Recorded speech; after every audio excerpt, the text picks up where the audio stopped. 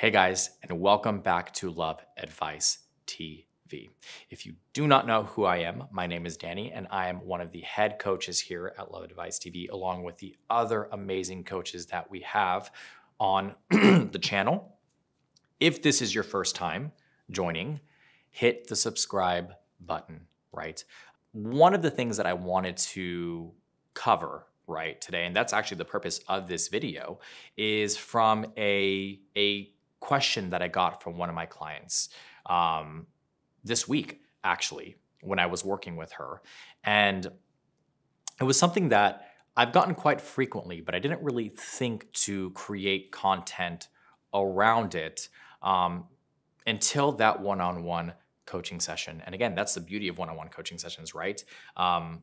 We are here to provide you with as much support as you need and to give you the recommendations necessary in order for you to be able to navigate your situation. So the question she had for me was, Coach Danny, how do I get over my ex for good? Like, how do I get over him for good? Because we've been through this pattern of breaking up and getting back together and breaking up and getting back together. And I'm just tired. I'm exhausted. I don't want to do it anymore. I just want to be able to move on from the situation completely. And that is an excellent question because it's actually a question that I get all the time. And the answer to that is, number one, making the decision to step away for good. And I know that seems like such a generic answer, right? Like, well, you just make the decision and you step away. Like, no, it's not just about that, right? What I mean by that is this back and forth, hot and cold dynamic, getting back together, breaking up, a lot of it has to do with mindset, right? And what you feel you deserve, how much value you give yourself. And if you continue to put yourself in this circumstance or in this situation, it is because there is a part of you that thinks that you don't deserve better. So it is about really sitting with yourself and saying, enough is enough. I'm not doing this anymore because I value myself and I love myself enough to step away from this circumstance. Because really think about it. If you continue to allow yourself back into this dynamic, you are reducing your personal value, right? You are coming to the table basically saying, okay, I will accept this again.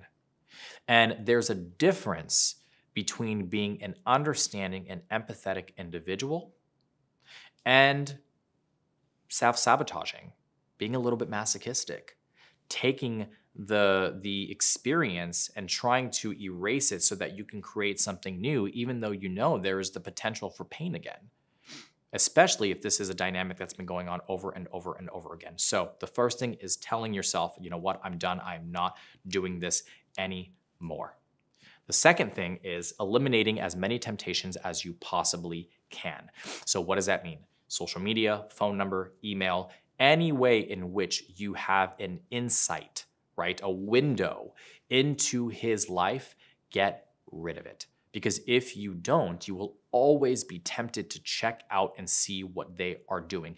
Not only that, but it is possible that he will be checking what you're doing, checking your social media, looking at your stories, liking your posts, doing whatever the case may be. So eliminate that temptation, that distraction altogether so that you can truly, fully focus on yourself and not allow yourself to get to that place mentally where you start to feel good, you start to forget what happened, and then he comes sliding right back in and you're back into the same dance over and over and over again. The third thing is anger is your friend. I don't usually like to recommend that people utilize anger, right? Because anger has a tendency of being uncontrolled, which leads to irrational decisions and behavior. But what I am saying here is there is going to be a level of anger and frustration and resentment and hurt that's involved in this situation. And if you try to tuck that away, if you try to sweep it under the rug, all you are doing is you are ignoring your true feelings, right? And by doing that, you continue to compartmentalize your feelings, you continue to devalue yourself, you continue to prioritize everybody else except for yourself. Use the anger as fuel to get you over this hump, to get you over the situation. Be mad at him. Be upset. You know, if this is the third, fourth, second, whatever time that he's done this to you, get angry. Because anger helps to fuel the grieving process. It actually is part of the grieving process. And if you are unfamiliar with what the grieving process looks like, my recommendation would be to go to Google, look up Kubler-Ross, right? So I believe it's Kubler, and then the second name is Ross. Look up the Kubler-Ross grief cycle, right? And one of those is anger, utilizing that to get you through this period of time so that when you finally are able to get on the other side of it, the anger is no longer there. You've come to accept the situation. You're able to heal and process, and you can move on from the situation altogether. And the last one, and again, this seems very kind of like, kumbaya, prioritize your happiness, right? Put yourself first. Do things that are going to make you happy. Because if you have been prioritizing the relationship, if you have been prioritizing him, if you have been allowing his feelings to matter more than yours, it is time to take your power back. It's time to control your own life. So if there are things that you've been wanting to do, if there are activities that you've been wanting to do, if you've been wanting to do that yoga class, if you've been wanting to go on that trip, if you've been wanting to try that hike, do it.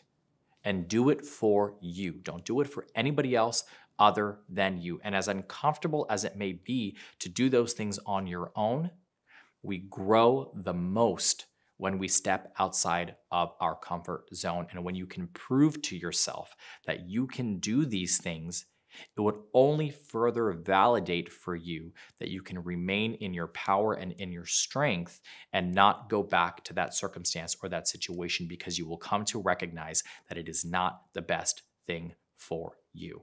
So if he tries calling you, if he tries texting you, do not answer and do not respond.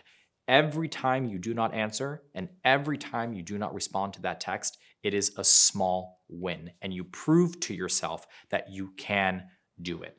You will have moments of weakness. That is absolutely normal. But as long as you stick to your guns and your decision and you do not engage, over a period of time, you will fully get over the situation and you will be able to move on from him for good.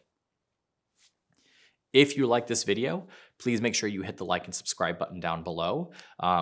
Maybe you just want to know a little bit more, right? You want a little bit more information. If you would like to have more details, you can visit us at www.withmyexagain.com, where we have a multitude of different articles and blogs and videos related to this and many other subjects as well. If you feel like you just need a little bit more support, right? You just need a little bit more help, I would be more than happy to walk you through that. And I would highly recommend booking a one-on-one coaching session. It has been life-changing for so many clients, and this is what we dedicate our lives to doing. I am more than happy to walk you through this. I am more than happy to give you recommendations, exercises, strategies that you can utilize to really get through this part of your life. You know, sometimes we just need to lean on somebody. Sometimes we need somebody to grab our hand and tell us that it's going to be okay and walk us through the first phase. And if that is what you need, I am your person. Again, my name is Danny. I'm your life and relationship coach. I hope you're staying happy and healthy, and I'll see you on the next video.